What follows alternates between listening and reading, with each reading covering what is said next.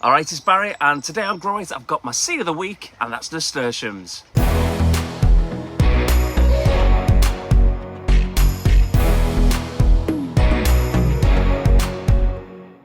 Today I have an extra special treat for you as we delve into the world of Nasturtiums.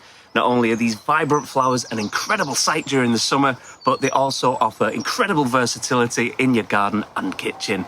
In this video, I'll show you how to grow nasturtiums from seed to planting them out right through to flowering. So let's get started. The first step in growing nasturtiums is picking your seeds. You can find them at local garden centres, supermarkets, or for more unusual varieties, you can order them online.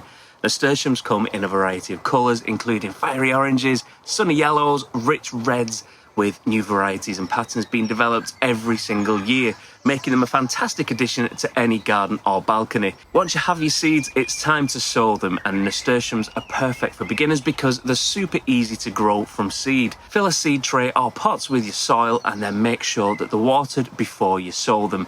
I'm trying out some jute plugs for these ones. I haven't tried them before, so I don't know how they'll turn out, but hopefully they'll grow well.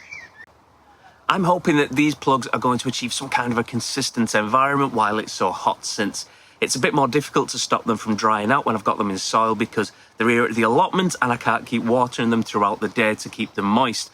Nasturtiums thrive in moderate moisture and humid conditions, and within a couple of weeks you should start to see some sprouts emerging from the soil. Nasturtiums do take a little bit longer to germinate though, because they do have an outer seed coat, so do be patient and they will eventually germinate. Nasturtium seeds are relatively large, and you can also sow them directly into the soil in the summer just to cut out that seed tray part entirely. As your nasturtium seedlings grow, you'll notice the distinct round leaves, and this is the perfect time to thin them out, giving each plant ample space to grow. Keep the healthiest and strongest seedlings and then remove the excess ones, and you can transplant the extras into other containers or garden beds. And at that point, you'll have some really nice seedlings like these.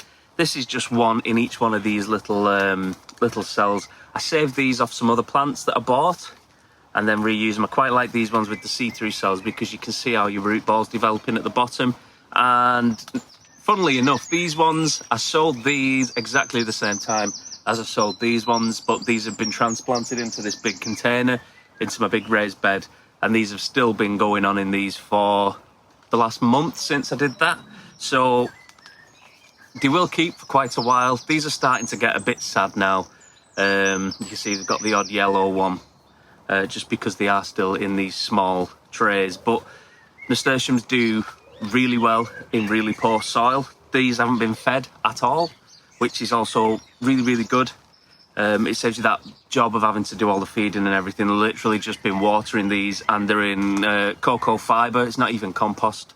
So really low nutrient content in there, and they've done absolutely amazing, and these are ready to get planted out. I'm going to get these planted out today.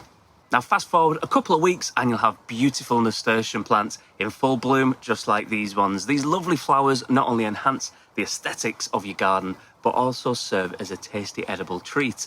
Nasturtium flowers have a slightly peppery taste similar to watercress, and they can also be used to just add colour, flavour, or even a fancy touch to your culinary creations.